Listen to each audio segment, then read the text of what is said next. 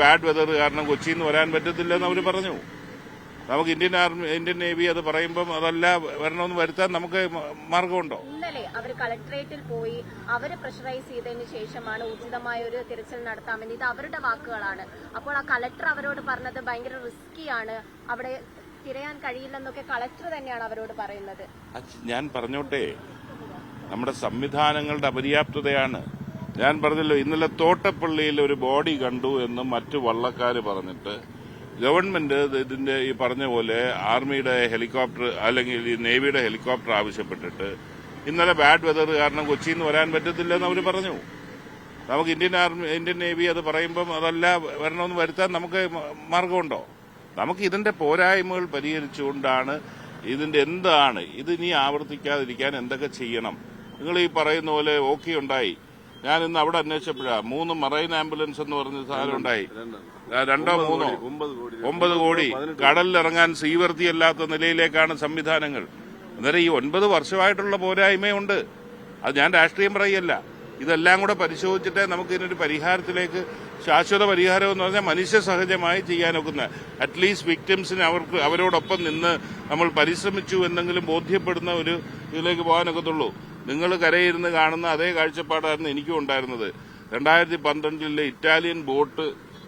Italian കപ്പലിടിച്ച് boat പോയി എറണാകുളം തൂക്കില് കുറേ മത്സ്യത്തൊഴിലാളികളെ കാണാതായി. അന്ന് തീരപ്രദേശം പ്രക്ഷുബ്ധമായി വലിയ വിഷയമായി കഴിഞ്ഞപ്പോൾ ഒരാഴ്ച കഴിഞ്ഞ് ഞാൻ കോസ്റ്റ് ഗാർഡിന്റെ വെസലിൽ ആ സ്ഥലത്ത് പോയപ്പോഴാണ് കടലിന്റെ അനന്തത നമുക്ക് മനസ്സിലായത്. നമ്മൾ കരയിലിരിക്കുന്നവർക്ക് മനസ്സിലാകത്തില്ല.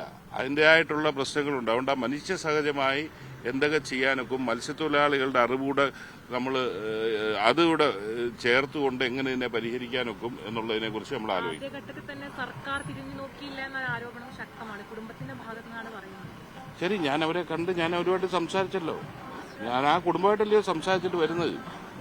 മിസ്റ്റർ ഒരു ശ്രദ്ധയിൽപ്പെടുത്താൻ വേണ്ടിയിട്ടാണ് ഈ ജിജി ജോണിന്റെ മകൾ ഈ പ്രശ്നങ്ങളൊക്കെ അവര് പൊതുമധ്യത്തിൽ ഉന്നയിച്ചിട്ടുണ്ട്. എന്തൊക്കെയാണ് അവരുടെ മത്സ്യത്തൊഴിലാളികളുടെ പ്രശ്നങ്ങൾ ഇപ്പോൾ നേരിടുന്ന ഈ അപകടവുമായി ബന്ധപ്പെട്ട് അവർക്ക് ഈ സോഷ്യൽ മീഡിയ ഹാൻഡിലുകൾ പ്രത്യേകിച്ച് ഈ കോൺഗ്രസ് ഹാൻഡിലുകളിൽ നിന്ന് വ്യാപക സൈബർ ആക്രമണം ഈ ഒരു വിഷമഘട്ടത്തിൽ അവരത് അനുഭവിക്കുന്ന ഒരു ആ മാനസികാവസ്ഥയിൽ കഴിയുന്ന ആ കുടുംബത്തെ ഒരു തരത്തിലും അങ്ങനെ ചെയ്യുന്നവര് അവരോട് യോജിക്കാൻ സാധിക്കത്തില്ല. അവർക്ക് മനുഷ്യത്വപരമായ സമീപനമല്ലേ അവരുടേത് എന്ന് പറയാൻ നിർബന്ധിതമാകുകയാണ്. അതല്ല വേണ്ടത്. എനിക്കറിയാം തീരപ്രദേശത്തെ സംബന്ധിച്ചിടത്തോളം ചിലപ്പോൾ ക്ഷുഭിതമായി സംസാരിക്കും, ഒച്ചത്തിൽ സംസാരിക്കും, പക്ഷെ അതോടെ അത് തീരും. അങ്ങേ അറ്റത്തെ സ്നേഹത്തോടുകൂടി ഈ പ്രതികരിക്കുന്നവരാണ് തീരപ്രദേശത്തുള്ളവർ. ചിലപ്പം അങ്ങനെയൊക്കെ ഉണ്ട്. അതിലൊരു വലിയ കുറ്റമായി കണ്ടുകൊണ്ട് ആരെങ്കിലും അങ്ങനെ ചെയ്തെങ്കിൽ അത് തെറ്റാണ്, ഒരിക്കലും അനുവദിക്കാൻ സാധിക്കുന്നതല്ല. അതുമാത്രമല്ല, നാളെ ഒരു മീറ്റിംഗ് ഉണ്ടെന്ന് പറഞ്ഞു. ഈ വിഷയങ്ങളൊക്കെ അഡ്രസ് ചെയ്യുമല്ലേ? തീർച്ചയായിട്ടും നാളെ ഒരു ഓൺലൈൻ മീറ്റിംഗ് ഉണ്ട്. തീരപ്രദേശത്തെ വിഷയങ്ങൾ ഇത് പൂർണ്ണമായിട്ട് അഡ്രസ് ചെയ്യുന്നതല്ല. നാളെ അതിന്റെ ചർച്ചയുണ്ടാവും. വരും ദിവസങ്ങൾ ഇതിനെക്കുറിച്ച് ഇന്ന് ഞങ്ങളെല്ലാവരും പരസ്പരം പലതവണ അങ്ങോട്ടും ഇങ്ങോട്ടും സംസാരിച്ചു. അതിൽ പ്രധാനമായിട്ട് SOP ഉണ്ടാക്കുന്നതും ഇതിന്റെ റെസ്ക്യൂവിന്റെ പരിമിതി എന്താണ്, അതിലാണ് ഈ ആംബുലൻസിന്റെ വിഷയങ്ങളും മറ്റെല്ലാ വിഷയങ്ങളും വന്നത്. കടലിൽ 2 കിലോമീറ്റർ പോലും പോകാൻ പറ്റാത്ത ആംബുലൻസാണ് പണിത് വെച്ചേക്കുന്നത്. ഇതല്ലാതെ എന്തോ ചെയ്യാനൊക്കെ എന്നുള്ളത് ഒരു എക്സ്പേർട്ട് സ്റ്റഡി വേണം. ഞാനോ ഫിഷറീസ് മിനിസ്റ്റർ ഇന്ന് സംസാരിച്ച് അല്ലെങ്കിൽ മുഖ്യമന്ത്രി ഇന്ന് സംസാരിച്ചാൽ തീരുന്ന കാര്യമല്ലല്ലോ. അതിനൊരു സ്റ്റഡി അടിയന്തരം നടത്തിയിട്ട് എന്ത് ചെയ്യാനൊക്കും എന്നുള്ളതിനെ കുറിച്ച് ആലോചിക്കും. സാരമില്ല.